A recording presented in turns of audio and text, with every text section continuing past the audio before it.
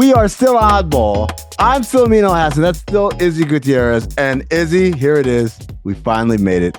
The last show of the week. Is this the end? All-Star weekend. The end of the week, it is. Okay. The end of the pre-All-Star portion of the NBA season, because you and I are both headed to beautiful San Francisco, California. That's where it is. I was like, you need a second to think about that. I was just thinking beautiful. It's I mean, it is foggy. Used to be beautifuler. Rainy. Lots of microclimates. Yeah. Your words, not mine. Well, and look, man, I see it every time I'm there. Is it like available for everybody, or I don't know. Maybe they just come find me. But you know what the NBA has found? The NBA has found that the current the previous All-Star format wasn't working because guys just didn't give a shit. So we're off of meth. Got it. Yeah. Well, it's funny you should mention that because they cooked up a brand new format this year. All right, this year we got a mini tournament with 4 teams and 3 games. Semifinal 1, 2 teams face off. Semifinal 2, 2 teams face off. Winners of games 1 and 2 meet in the championship game 3. First team to score 40 points wins each game. Now, I want to point out that the 4 teams consist of 3 teams of all-stars who were voted in by players, media, coaches, etc. And then the 4th team is going to come to us from the Rising Stars Challenge. We'll get to that later. But what do you think? Do you think this is finally going to fix All-Star Weekend for us, Izzy?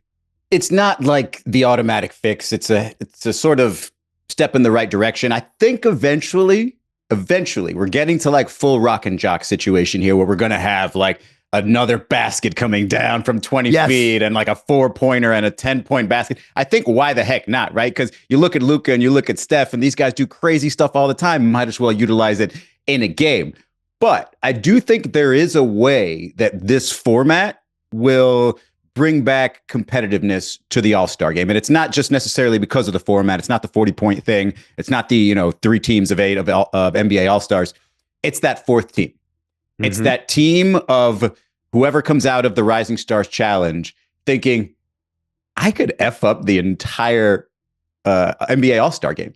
I could, it could be either a bunch of rookies winning the All-Star game holding a trophy. It could be a bunch of second-year players. Or in your fantasy situation, it could be what?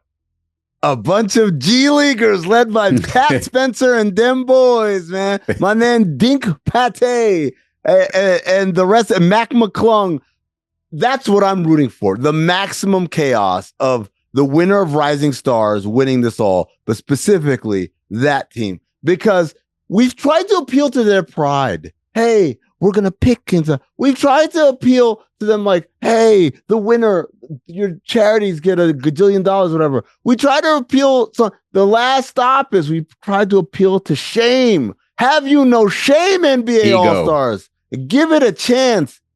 Try. I don't give a at this point. Everyone's like, I can't believe they changed the format. Who cares? Give me a 20-point basket. Give me a rim that's smaller. Remember that old All Sport commercial, that weird Gatorade knockoff that Shaq was sponsoring back in the day? And he says that was before the moving baskets came in. And he goes up to dunk and the basket moves to the left. Right? Like anything, whatever it takes to make these guys play hard. But you know what it is, Izzy? We only have one hope for this. And even my dream scenario of the G Leaguers embarrassing them, I'm not even sure that's going to work. The only thing that's going to work is the change comes within those locker rooms, within the players. Someone has to rise up and say, hey, let's not mess around, guys. Let's take this seriously. And you know who that guy is who's going to save us all? Victor Wembanyama. He who last year scowled when Anthony Edwards was shooting left-handed in the skills challenge. He scowled. He said, how dare you make a mockery of this sacred event? And I said, on that day, you know what? This All-Star weekend was awful. It was in Indianapolis. It was snowing. I hated every part of it. But I saw Victor Wembanyama. I saw a look on his face, and I said, he's going to save us all. But I'm in agreement with you in terms of that ability, in terms of him wanting to do that. But I don't want to get away from the Friday night, right? The Rising Stars Challenge, because it's literally a chronology, right? If the All-Stars, I don't know if they're watching, but maybe they'll watch highlights. But if they see that group of guys that are going to compete against them, if they watch on Friday night that they competed hard, that they played hard, and it was a lot more basketball and a lot less exhibition, they're going to know what's coming. And whoever that first team is that plays against those, Rising Stars winners, they're going to get it. And I think, for a first, right? When you talk about the NBA and they're thinking about redoing this to draw the interest, it's still the first time. It still could end in a way that maybe they didn't think through. Now, obviously, they thought through the possibility of this happening, but how realistic is it?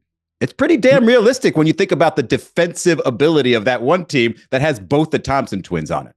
Right. And like, here's the thing. It's funny. There's a documentary coming out about the anniversary of the USA Select team that was made of college players who defeated the original Dream Team. A lot of people don't know about this story, right? The Dream Team with Chuck and Shaq, Charles and Michael Jordan and Scottie Pippen and Patrick Ewing, the greatest team ever assembled that destroyed the rest of the world in the 92 Barcelona Olympics. Before they went to Barcelona, they had training camp in San Diego, University of California, San Diego, where I've had training camp there before with the Phoenix Suns.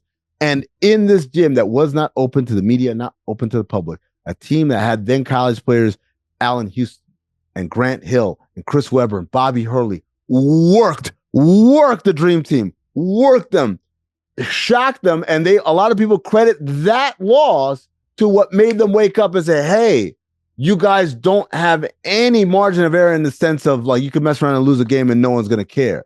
Like, this is a massive embarrassment. And what happened the next time they scrimmaged, which I believe it was the next day, they destroyed them. They let them know you are nowhere near our level. That documentary is coming out, I believe, this weekend. I can't wait to watch it. But here's the idea for the All-Stars. You don't want to be a subject of a documentary 20 years from now about how Dink Pate, Pat Spencer, and them boys kicked our ass up and down the floor in front of hundreds of millions of people watching worldwide. What if I told you an NBA All-Star game was won by a team of non-NBA players? There it is. I mean, that's basically it, 30 right? for 30.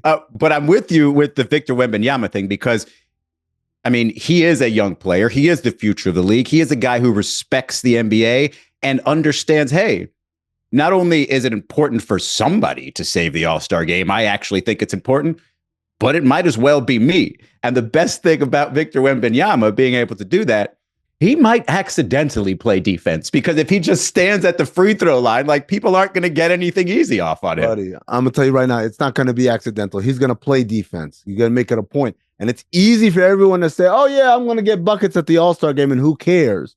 But the moment someone locks you up, now you got to retaliate. You can't just let him get buckets on you over there. And meanwhile, over here, he's tossing you to the third row. I really am rooting because I think the maximum impact comes from Victor Wembanyama doing it, right? And what is the All-Star game record for blocks? We should take a look at that. Well, we'll find out. I also am holding out hope that it's not just him.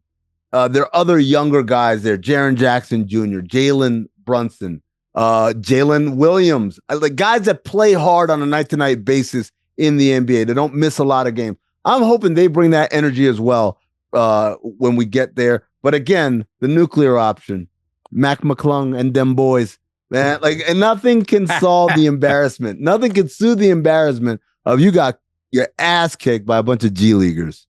By the way, between Victor Wembanyama, Thompson twins, all the guys, a lot of pressure on second-year players to save the All-Star team this year. Gotta save the NBA. We're asking them to save the NBA, basically. All right, well, let's take a look at these teams, right? Because we've got three of the rosters, Team Shaq. All right, it seems like there's themes to all the rosters. There Team absolutely Shaq is. Yeah. LeBron James, Steph Curry, Kyrie Irving, that's replacing Anthony Davis, Jason Tatum, Kevin Durant, Damian Lillard, James Harden, Jaylen Brown. Like, that is veteran All-Stars, right? Veteran All-Stars, established All-Stars. These are all multiple time All-Stars. For any of these guys, not getting that call is a shock. Like, I'm not an All-Star this year, so.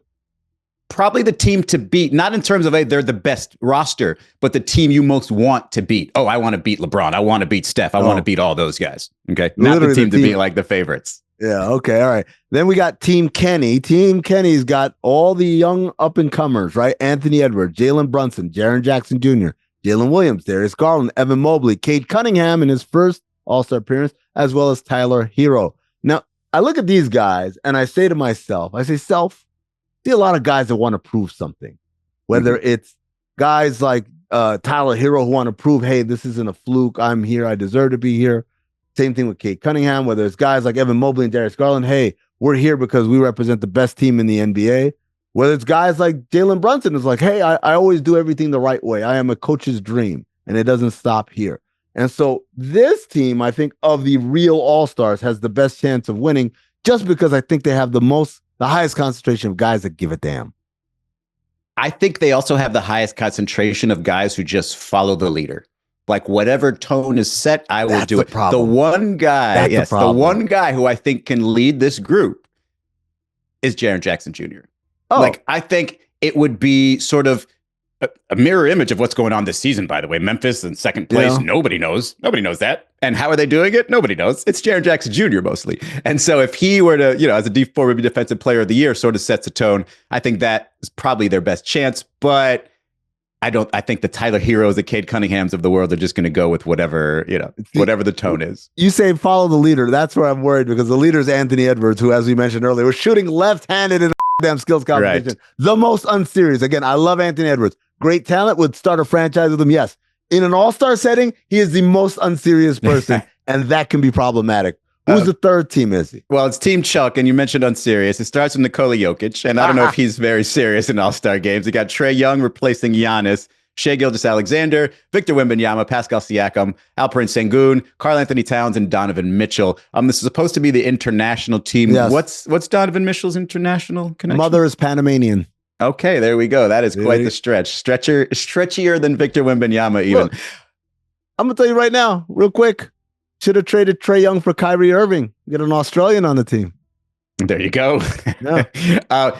This one, are you really trying to, and I mean, you being the NBA, are you trying to pull on like international pride? Like any non-Americans are just going to, gather together and say, hey, let's do this for the rest of the world? The world, yeah. Well, it's kind of like the Nike Hoop Summit that they play every year in Portland in April, right? It's Team USA versus the world. And so, again, there's some names here, particularly, obviously, Victor Wembanyama, who we just talked about a lot. Donovan Mitchell, I think, plays hard night in, night out. And you say Pascal Siakam really doesn't have a choice but to play hard the way he plays. That's kind of his thing. That's how he makes the All-Star game. So it's like, oh, okay, maybe these guys are going to do it. But all of that positivity is massively negated by Nikola Jokic. This dude doesn't give a shit, man. What about baby Jokic? Can he sort of make up for that? Alperen Sengun? Because there's a guy on this roster that I think can sneakily do it. Quite the opposite. I have him learning from Big Jokic. I'm like, oh, we don't have to do this? He's like, nah, kid, follow me. You want to be like me? Don't give a shit about this. Sengun's going to make so many spin moves, he's going to get himself dizzy. Shai Gilgeous-Alexander is another one of these guys who's like, I love you. I would definitely start a franchise with you. You're the MVP of the league this year. You're unserious in all-star games, man. I had to take him to task 2 years ago for like dicking around on his first all-star appearance. So these negative forces are going to bring him down. I don't have a whole lot of confidence in that. I'll tell you who the person should be, though, before you go on to the fourth team. It should be Trae Young. Trae, you're Mr. Snub. Yep. Save the All-Star game, man. You will never be snubbed again. You play hard. You lead that team to do something. You lead the international team, Trae Young, as an American. Like, you should absolutely get a lot of credit. And, yeah, just lead the way. I think they'll follow you. I think Nikola Jokic, if somebody else decided to play hard, will say, you know what? I win this game. Yeah, also, like, I'm going to say this. Like, Trae Young is a fun guy to watch, right? Like, there's some guys here that we talk about, hey, maybe he could save it, right? Because he plays hard. Jalen Williams, for example. Guy who plays hard plays the right way. But it's like, dog, we are still trying to sell basketball to the world. Right. And you need a little flair for the dramatic. The people who said LaMelo Ball should have been here. I agree if I got guarantees from him that he was going to try hard on the defensive end and make it look like a basketball game and not like open gym. The fourth team is Team Candace. Well, again, she's going to be the GM, I guess, for the team that wins, the team that comes out of the Rising Stars Challenge. Izzy, there's been a lot of conjecture on the internet. I know we talked about it on my podcast, Basketball Illuminati. This isn't your podcast? Well, this is a TV show. This is on DraftKings Network. Basketball Illuminati is a podcast. But that the selection process was not a selection, that this was clearly rigged. What say you? I mean, could it be any more clear? Like, unless they amongst themselves talked it out and said, hey, this makes the most sense amongst us players. That never really happens. You don't come to a consensus that way. I was wondering because I hadn't really heard much about it up until boom, they just kind of put it out there. Yeah. And it's just like, I think it wouldn't matter what combination of players you put together. It's all about what we've been talking about, the effort and seeing what the format does. I don't think their thinking would have been, hey, if we put these obvious groups together, it adds 1% more of interest. And I would say the only 1% it does add is that team headed by LeBron and Steph. I don't care who you are, you want to beat that team. Yeah. And I think the other part of this is, again, it's an exhibition game. Like you guys are creating a narrative. No, that's what we're trying to do. We're trying to make a good TV show here. This TV show has sucked for the last 5 seasons. This season, we're trying something different because we want this thing to be compelling. So if we got to tap into good old-fashioned xenophobia or age discrimination or classism, like, right? Wait a second. Is it good old-fashioned xenophobia or is it just old-fashioned xenophobia? It's always good old-fashioned xenophobia. Always. Explain it. Hey, man, let me tell you right now, like, when you see boxing, is it ever just, hey, these two guys just happen to be fighting? Like, no. No, we're going to tap into xenophobia, come out with flags, because that's what gets the people going. Again, it's just a TV show, ladies and gentlemen. It's not a documentary. How do you feel about the injury replacements? I kind of feel like, again, Giannis should have been replaced by Kyrie. And Trae Young should have gone for the Anthony Davis. But in both cases, we lost 2 bigs. We got 2 guards. Are you all right with the replacements? I'm fine with the replacements. I've never watched an All-Star game and thought, man, this game is missing some bigs, or man, this game is missing some small forwards. Like, my favorite All-Star game was in DC. I think it was 01, 02 maybe. Yeah, that was the one where the East had a big comeback, and it was Ray Allen covering, defending Antonio McDyess for most of the fourth quarter, and he absolutely dominated, like shut him down. So I don't think you need positions there. I would say I'm just glad they didn't put LaMelo Ball in. I don't care what all the young people are saying. I respect the All-Star game and what it stands for, and I'm not putting him in that thing. By the way, that game, that was the one Allen Iverson won All-Star MVP at. Yep. That was also the one where we saw like the first pairing of Mutombo and Iverson. I think Mutombo was traded thereafter from Atlanta to Philadelphia. Also, Stephon Marbury hit like 3 big threes in the fourth quarter to really fuel that comeback. No one ever remembers that. Everyone talks about Iverson's MVP. No one remembers. No one also remembers that Kareem Abdul-Jabbar as the All-Star game record with 6 in the 1980 All-Star game. 6. I guarantee Victor's going to break that record this year. We got to hit a DK. Is it a game? Is it 2 games? How many games to 40? Like, how are we doing this record keeping when it comes to the All-Star game from now on? Are the rules different now? Oh my God. Like the records are out the window because we're not playing quarters. What if you score all 40 points or 39 points for your team, but you lose 40-39 in the semifinal? And then are you MVP then? Yeah, that's a lot of points. What's it take exactly? If I score 40 points in the semifinal and 40 in the final, well, then you scored all the points. Or 39 in the final, 39 in the final, then I lose, right? 79 points in the 2 games. Am I MVP? You take an MVP. I think you have to be. 6 blocks. If I get 6 blocks in each one of those games, but I lose. What if I score 40 points in the first game and 40 points in the second game, but my name is Dink Pate? Will they still give it to me? Over the All-Star. They'll cancel it. They'll Men in Black us, make sure we don't remember any of that. Dude, I need Dink Pate to become a by the way, I don't even know if his last name is Pate. My bad. No, it just sounds good. Sounds but delicious. It sounds better than if it's Pate, you kind of Pate, like, whoa, who's this guy? Look, by the way, really good point here by one of our producers. Karl Anthony Towns scored 40 points in the first half of last year's game, so the records are already out the window. They don't matter. All right.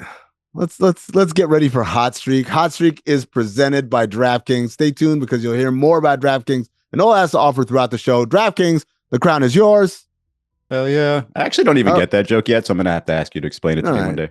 So, okay, you got to pick a team to bet on. You want Team Shaq at plus 180. Ooh. Team Chuck for plus 180, Team Kenny for plus 290, or Team Candace plus 800. You know, I'm a big fan of the big bet, and we already talked about what we want to happen or what could save the All-Star game. However, I don't think I can do that. I can't. I've got to go with the second closest or the second biggest bet and say Kenny's team. And that's the young team, right? That's your team. That's the young team. If it's going to be one of the all-star teams that wins, I think it's going to be Team Kenny. But I got cold, hard American cash right here, greenbacks. And I'm putting it on Pat Spencer and them boys, plus 800. Give me the money. Show me the money. DraftKings, am I eligible? Can I do this bet? I'm an employee. Maybe I can't. But look, I'm going to do, you know what I'm going to do? I don't care if they say no. And let them void my bet. And then it'll go viral. How about that? I'm going to say it right now, plus 800. Not big enough. It should be like plus 2,000. Of course. Think Pate and them boys.